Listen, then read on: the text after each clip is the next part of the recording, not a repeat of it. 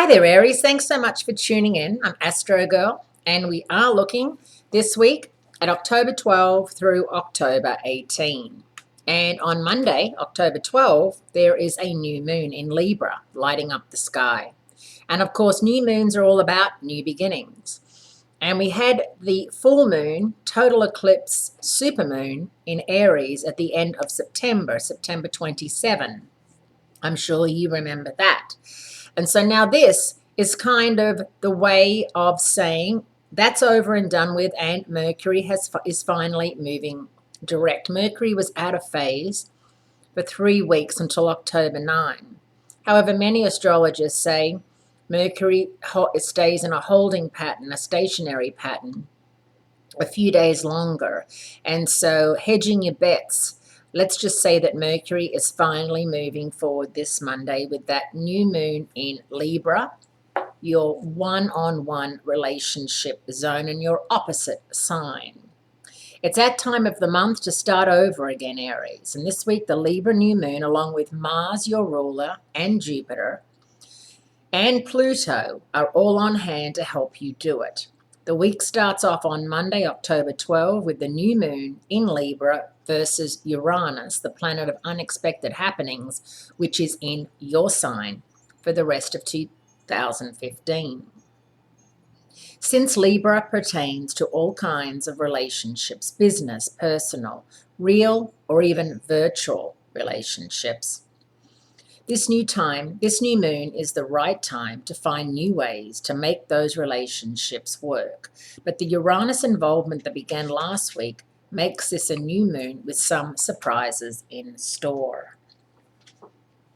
This is definitely one of those times when you may feel as if you want to, just stick your tail between your legs and decide enough is enough. I don't want to be friends with somebody anymore. And while Libra encourages you to kiss and make up, the Aries in you encourages you to just simply passive-aggressively too, maybe say adios, amigos, because sometimes people do things to you, Aries, and you take it very seriously. You take it as a real slight, and you don't see why you should play by the political, shall we say, social rules of, oh, you've got to get over it and move on. It was just one of those things. They didn't mean it. Maybe they didn't mean it, but it meant something to you. And I know as an Aries that you often, really are much more sensitive than people give you credit for. And if you're a sensitive Aries, or if you're feeling like, why should I move on from something, forgive and forget and move on, whereas I'd rather just forget. And that is something that you'll have to work on this weekend. With Thursday, Mars, your ruler, is on schedule for its first conjunction of the year with Jupiter. Now, both these planets are in Virgo, your 6th house of hard work, health, and well-being.